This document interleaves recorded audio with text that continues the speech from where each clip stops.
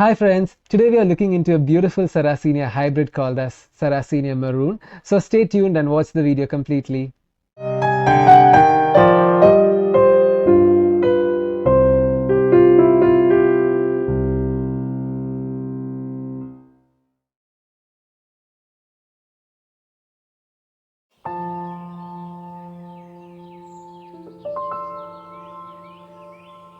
So guys, I know it's been a long time since I've properly posted a video on the channel, so I apologize for that. I'll try to be more regular in the coming days. So today we'll be looking into a gorgeous plant from my collection called as Sarracenia Maroon, and it is actually from a temperate part of the world, mainly from Northern America. But the thing is that they can actually adapt and grow in the tropics. As you can see here, they're growing wonderfully for me.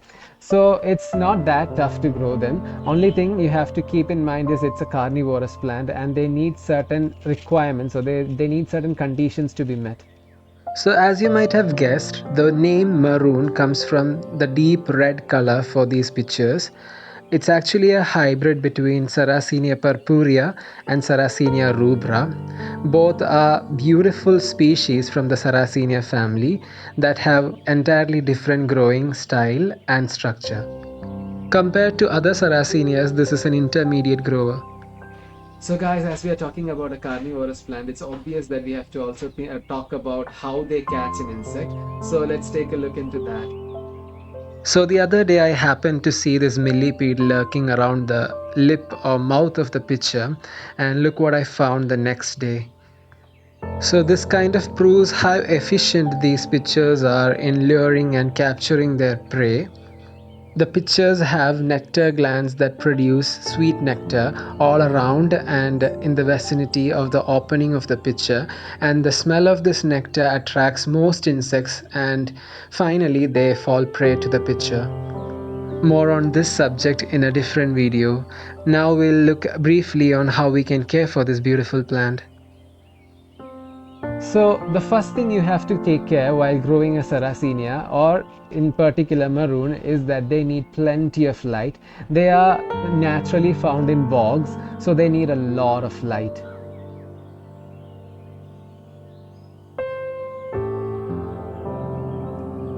So on the matter of light, they need as much sun you can give them. They are kind of like roses or cacti. They need a lot of sun. The more sun you give your Sarracenia, the better. They grow very vigorously and give you a lot of picture color, as well as the pigmentations. All this vein-like structures you see on the picture, this all comes from the amount of light they receive.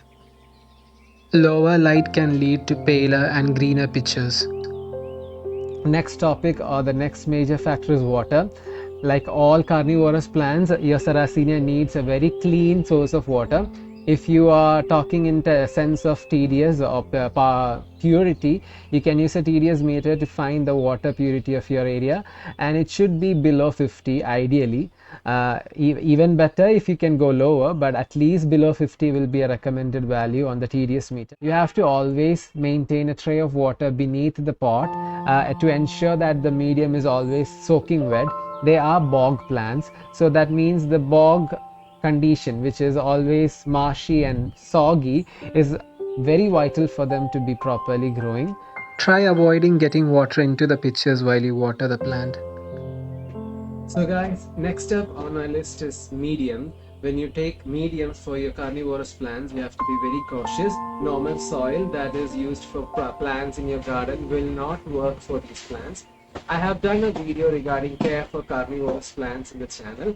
I'll leave a link to that in the notification bar. Do check that out and you'll get an idea on what medium you can use for these plants. Repotting your plants every 2 to 3 years can maintain a very healthy root system. So since these are carnivorous plants, their source of nutrients that they derive are from the insects and bugs they catch. So occasionally check on your plant and see if they are getting enough insects.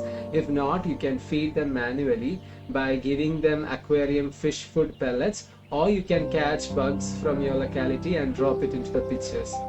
Avoid overfeeding your pitchers, as that will also lead to fungal infections.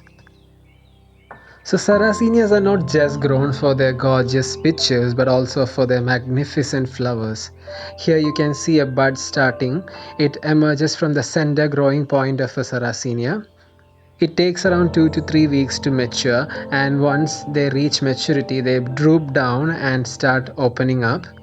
A Sarracenia flower is a very complex structure and only promotes cross pollination. In a temperate climate, they usually flower during the onset of spring season, once winter dormancy is over, but in tropical conditions, they flower throughout the year erratically. The flower persists on the plant for an entire growing season and in tropical conditions almost for a year. So there is a common doubt that whether we should fertilize our carnivorous plants.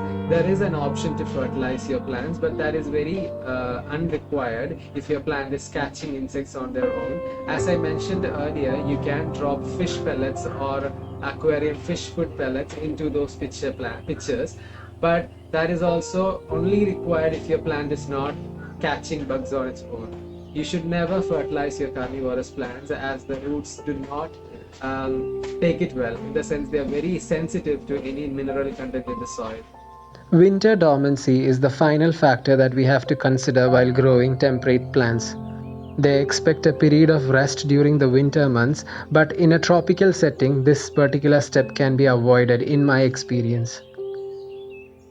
So friends, I hope you guys found today's video to be entertaining, useful and informative. So do check out other videos from the channel, and for more content do subscribe to the channel as well. Be a part of the family and do let me know about your valuable suggestions. So until next time, it's Nirmal signing off.